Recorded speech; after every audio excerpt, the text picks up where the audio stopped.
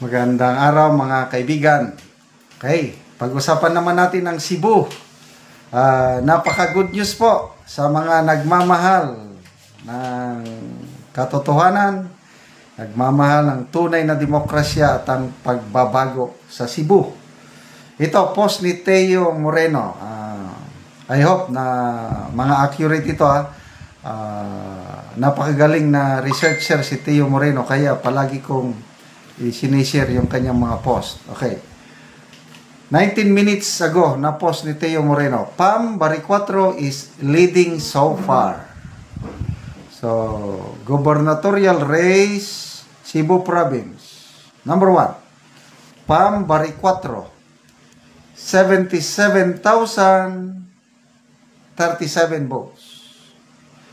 Number 2, Gwendolyn Garcia, 27,938 votes. Valeriano Jinko, 2,732 votes. Okay, so halos 50,000 ang lamang. Okay, malaking voting population ng Cebu, kaya ito, maliit pa lang ito na bilang, ano? But sana magtuloy-tuloy itong ganitong trend at sana walang mga hocus-pocus na mangyari. Okay, magbasa tayo. People who reacted. 11,000 people who reacted, 6,400 love. Like is 3,400. Sino lang? Tumatawa lang is 61. I don't know sinong tinatawanan. May galit, may umiyak, dalawa-dalawa. Makagarsyang may ito. Okay, magbasa tayo. Okay, so itong ganitong resulta, no, malala ko yung dalawang survey na kinandak, talagang malayo ang ano. Yung isa nga is 84% si Pam, nasa 20 plus lang si Gwen Garcia. So, sana magtuloy-tuloy itong ganitong trend. Magbasa tayo sa mga comments. Ben Enad, finger cross kay Bam. Kimlin Manoy, grabe layua sa BOI. Jane Diva, nice result sa Cebu, yes. Tof Tabaris, we are praying for this. Goodbye, wakwak na jud unta. Raymond J. Okba, wow, Duterte magic in Cebu Province. O nga, malala natin nung bago nakidnap, na-aresto si Tatay Digong, yun na nagpunta siya sa Mandawi. Ito hindi masyadong, just a matter of 4 days lang ata yung preparation. Parang biglaan lang ang rally yun. Grabe. Organic, ang daming tao. Doon, malala ko yung speech ni Tatay Digong, binisaya. Kailang kahit binisaya, ang daming nanood sa online. Million views ang kanya nung nagsasalita siya.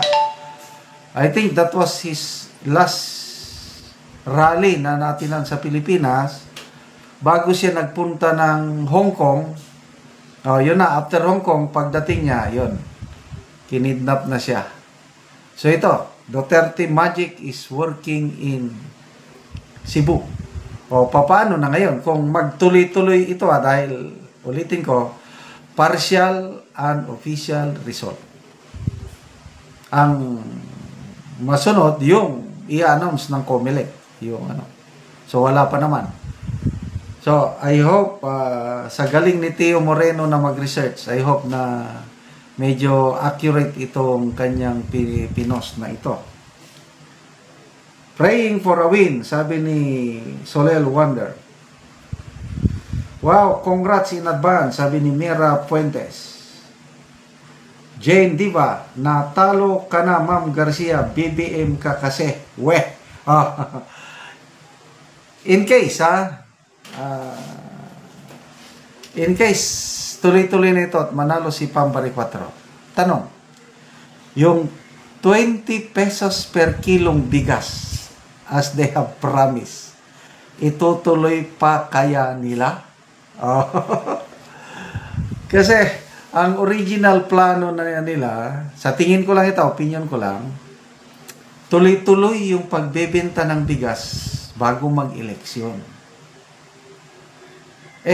Pasalamatan natin ang COMELEC dahil COMELEC stood their ground. Bawal sa batas. Kaya sabi ng COMELEC, pwede ba ihinti nyo yan at sa May 13 na lang kayo magbenta bukas. May 13. Sabi naman ng DA Secretary na sumunod tayo dahil mahirap makasuhan eh. Kasi kung tuloy-tuloy sila nagbenta, baka kaliwat kanan ang ikakaso. Maganda rin yung ginagawa ngayon na itong kaliwat kanan ang kaso ng administrasyong ito sa Supreme Court. Kaya yung triple effect nun, kaya ang mga ahensya, hindi na basta-basta gagalaw kasi alam nila na meron tayong Supreme Court na takbuhanan ng mga ano. So, ano kaya? Magbebenta pa rin sila ng 20 pesos per kilong bigas? Tingnan natin bukas. Roslyn Bonador, dili nakaapas. Well, wag mo na. I think, abot ata ng milyon ang votes ng Cebu. Voters ng Cebu. Kaya ito, maliit pa lang ito na nabilang. April Rivera, hoy, kalami. Matog nata kay Claro na niya. Congrats, Cebu for Pam, sabi ni Geraldine Almanza. Thank you, Lord. Alhamdulillah. So, congrats daan, Ma'am Pam. Abe, Mercy Kanupin, agay, kasakit ani. Rodeline Bayani, pa-update sa Senator. Okay, we'll try our best. Naghanap din ako.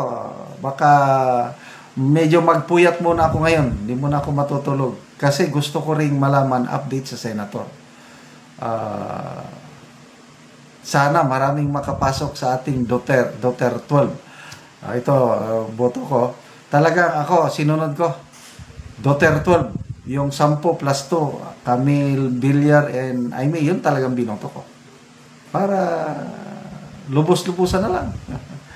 Okay, so, salamat mga kaibigan sa inyong pagsubaybay sa ating channel. Nakakatulong kayo ng malaki sa Tribong Talandig ng Bukidnon. Namimigay tayo ngayon ng libreng yero at pako para ma-repair ang sira-sirang bahay ng Tribong Talandig. Kaya salamat sa inyong panonood, lalo na yung hindi nag-skip ng ads.